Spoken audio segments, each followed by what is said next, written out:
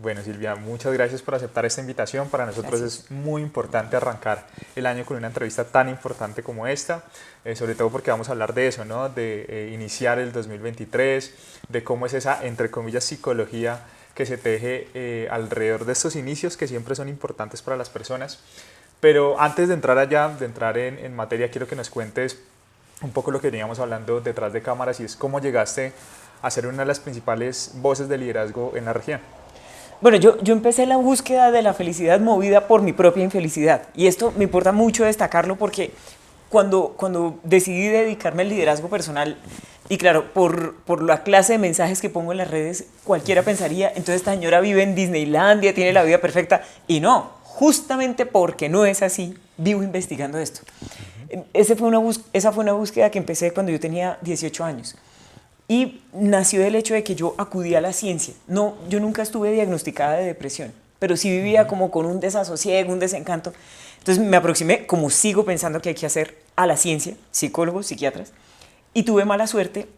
Es solo mi caso, porque sigo pensando que lo que hay que hacer es ir con los psicólogos y con los psiquiatras. Pasó que en mi caso di con expertos que se esmeraban en el diagnóstico, pero no me ofrecían herramientas de cambio. Entonces, como ya me desesperé con eso, empecé mi propia búsqueda. Y esto de haber sido catalogada, por ejemplo, como una de las 12 voces más influyentes de América Latina en LinkedIn y un poco de cosas emocionantes que me han pasado, y quisiera aprovechar para hacer la invitación a no descuidar las redes sociales. Yo no sabía que eso existía. Y los criterios son publicaciones que sean de uno, no copiadas, que generen interacciones que sean valiosas con el público y que las interacciones sean positivas, o sea, que no sean interacciones de odio. A fuerza de hacer eso, eso fue por 9 años seguidos, esas cosas empezaron a pasar. A fluir.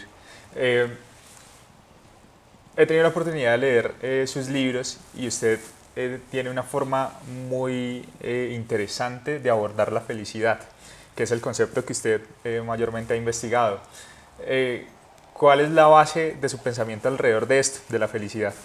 Pues el pragmatismo santandereano aplicado básicamente, pero ahora sí poniéndonos serios, a mí lo que me ha interesado es el desempeño visto desde el liderazgo personal. O sea, no, mi aproximación no es de ninguna manera científica, sino más bien callejera. Y hay una razón detrás de lo que estoy diciendo.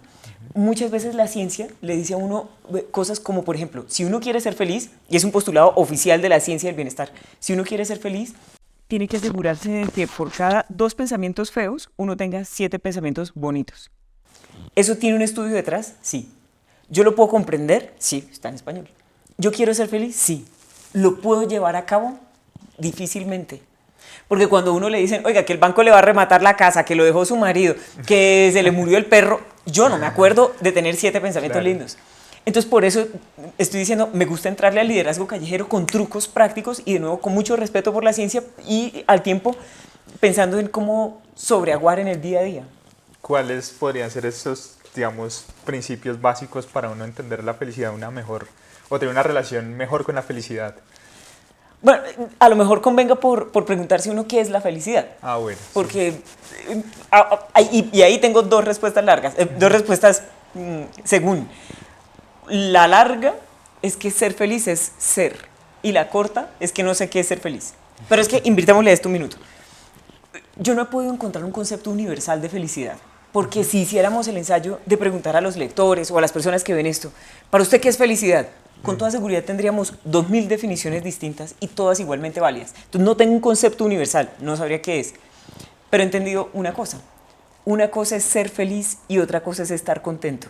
Una cosa es ser feliz, otra cosa es estar contento, y eso supone una ventaja enorme que no pasa, por ejemplo, con quienes solo hablan inglés. Nosotros sí distinguimos eso. Si uno piensa de esa manera, va a entender que es perfectamente posible que uno, siendo una persona feliz, hoy esté triste porque se le murió el gato, por ejemplo, por una parte. Y cuando digo que la respuesta larga sobre la felicidad es que ser feliz es ser, lo digo por lo siguiente. Hay un profesor italiano que sigo con mucho interés, se llama Salvatore Natoli. Y el profesor Natoli dice, vea, lo normal es ser feliz. La idea no es mía, es del profesor Natoli. Dice, lo normal es ser feliz. ¿Cómo se puede demostrar?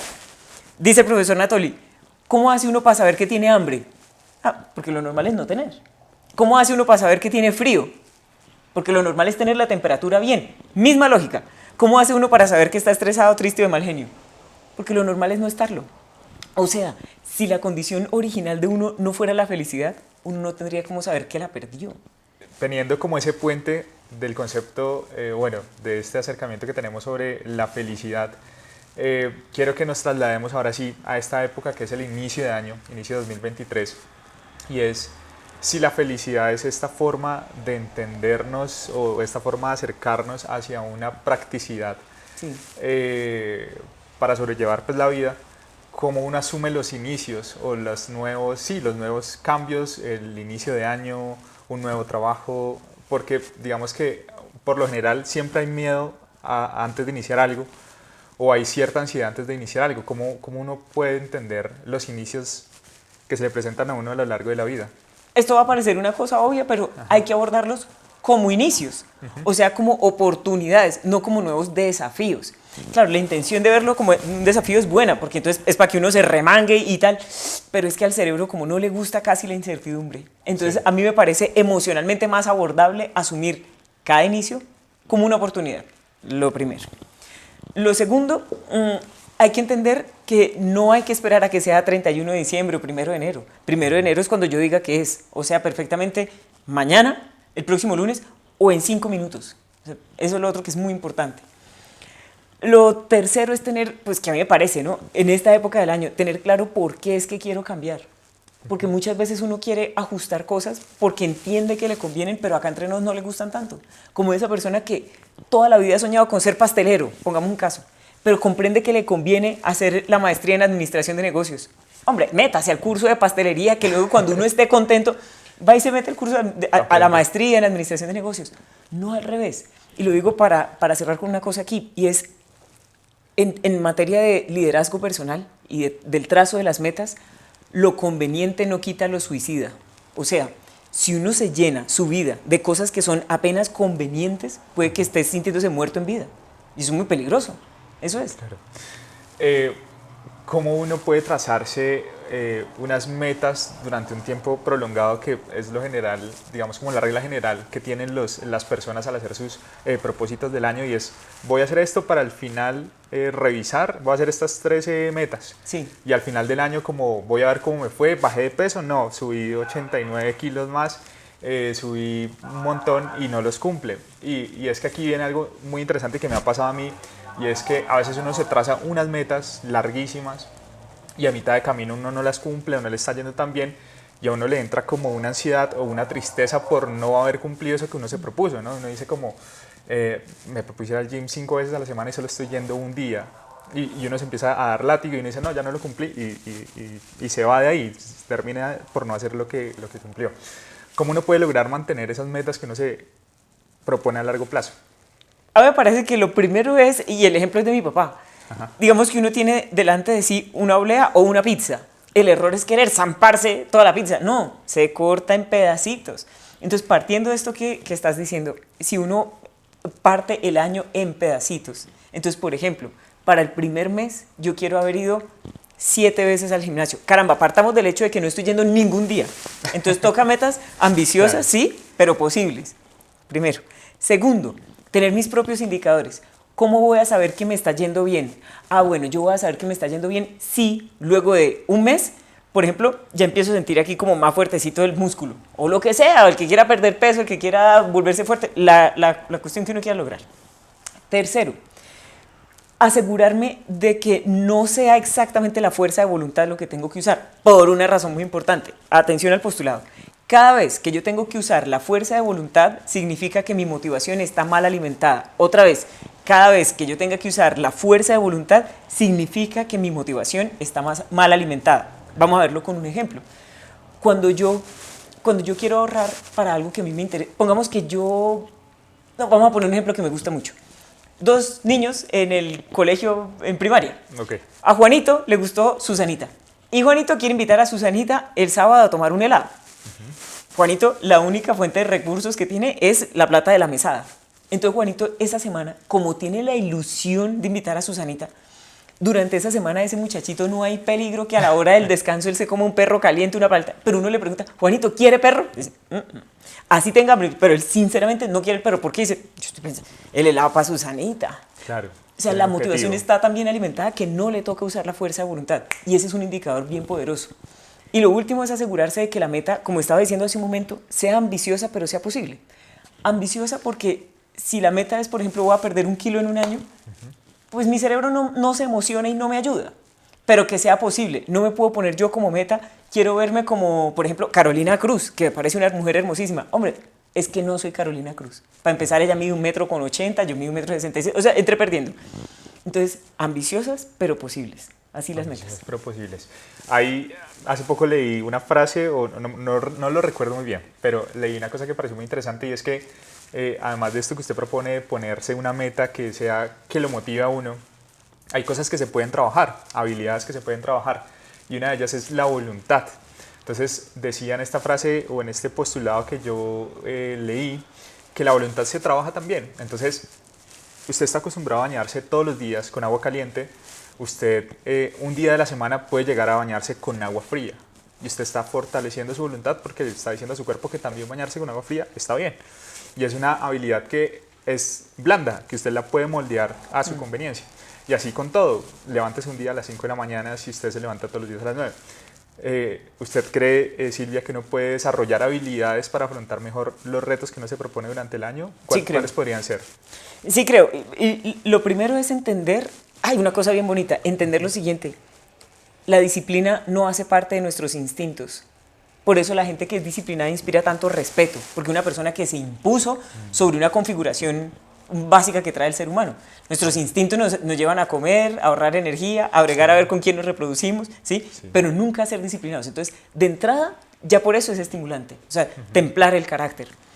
Lo otro es, no por la vía del sufrimiento, sino por la vía, y esto va a sonar un poquito loco, pero por la vía de la picardía. Aprender a entrarle al dolor.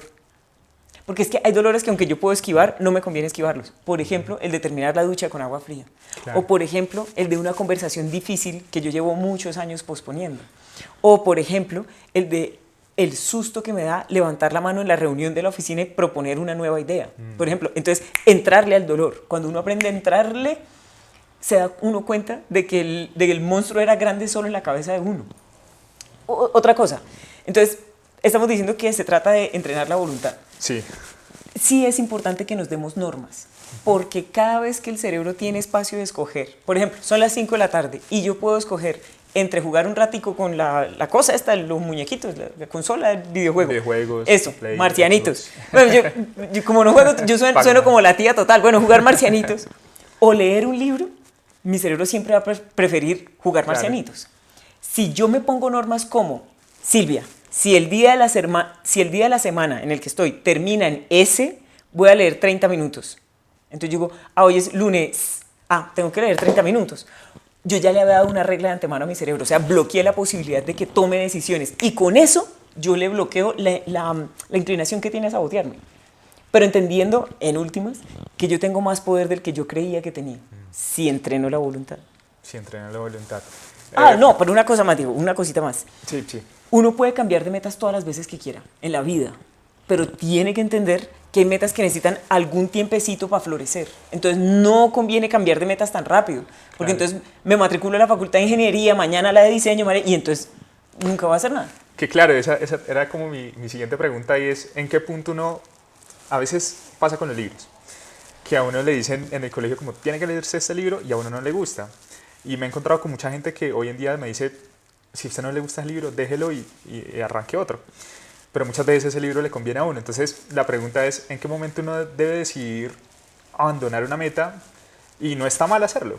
O en qué momento uno debería sentir o tomar esa decisión de dejarla a un lado y decir, pucha, no, de verdad la propuse, no la voy a lograr y voy a cambiarla por una mejor.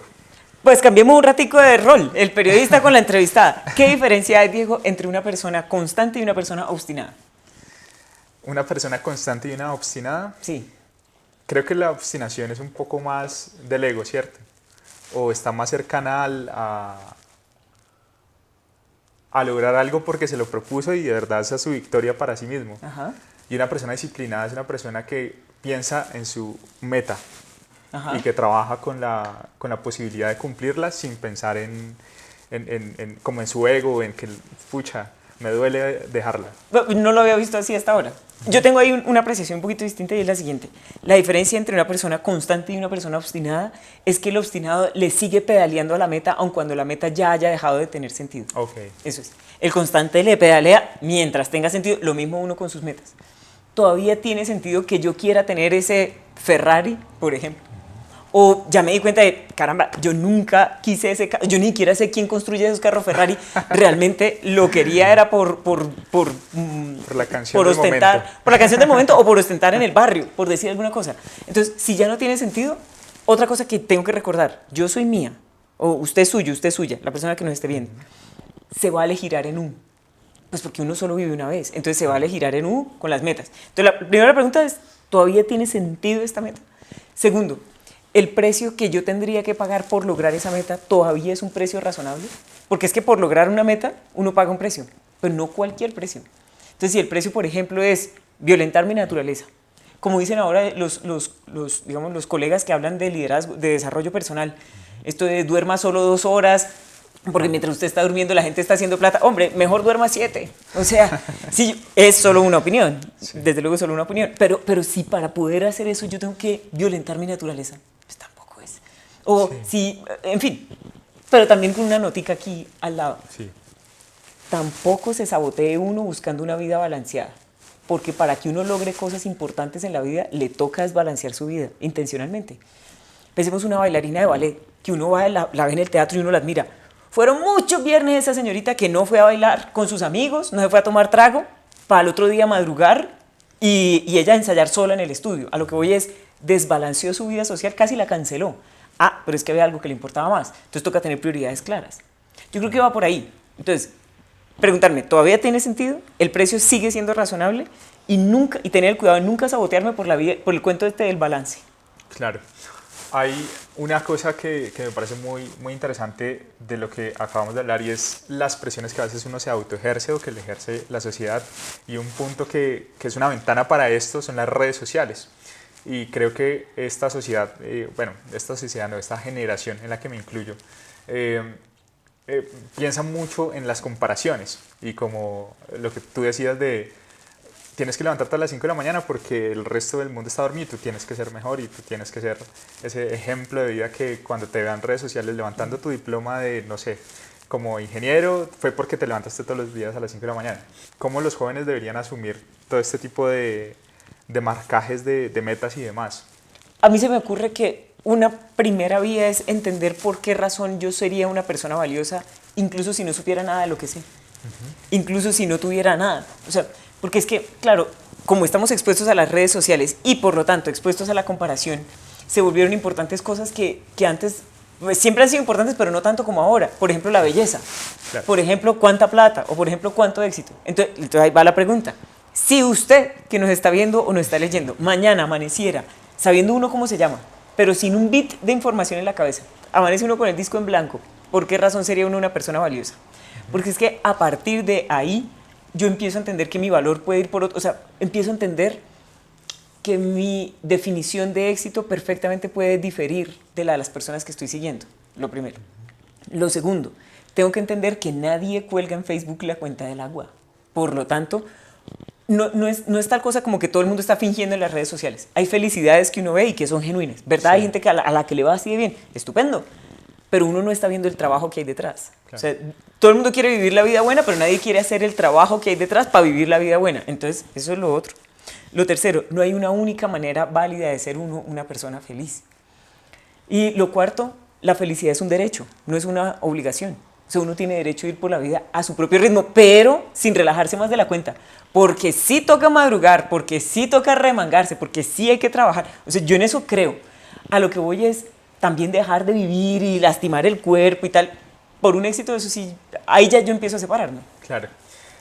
Ya llegando como al final de nuestra conversación, y fue algo que hablamos pero muy rapidito, pasamos muy rápido, quisiera que pudiéramos ahondar un poco y es ¿cómo sería un balance correcto de un año, de unas metas propuestas a un año? O sea, que uno se siente y uno mide ¿qué? Uno cómo mide el éxito de esas metas, más allá de cumplirlas o no, porque creo que también... Pues es que eso a mí me parece bien relativo, ¿no? Ajá. O sea, cada persona que nos oiga puede tener una manera distinta de medir el éxito, pero me parece que un parámetro bastante transversal es eso que yo logré me hizo ser más yo, por ejemplo. El hecho de haberme titulado como doctor en filosofía en tal, ¿eso me hace ser más Silvia o me hace ser más del gusto de mi mamá, que nunca estuvo suficientemente orgullosa de mí? ¿O qué? Que me dio, claro, que me dio esa meta. Ajá. 2, si yo me hubiera empeñado en esto y nunca lo hubiera logrado, ¿qué pensaría de mí? Porque muchas veces que uno dice, caramba, yo pensaría lo mismo. Entonces la meta no era tan importante, cosa que me sirve para fijar los propósitos del año entrante.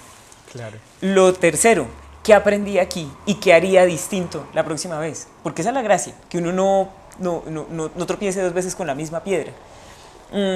Y lo último es, pues que me parece, que qué tan realizado me siento con el empeño que yo invertí en esto. O sea, como qué tanto siento que mi vida se enriqueció o siento yo ser una persona valiosa a partir de la experiencia que gané haciendo esto. Porque hay muchas cosas que a uno solo le dejan plata. Por ejemplo, en la vida, ese es el drama de mucha gente, que no tiene sino plata. Entonces, ahí toca mirar siempre. Uy, es que son preguntas bien importantes, que era con lo que arrancábamos esta conversación, y es hacerse mejores preguntas. Sí.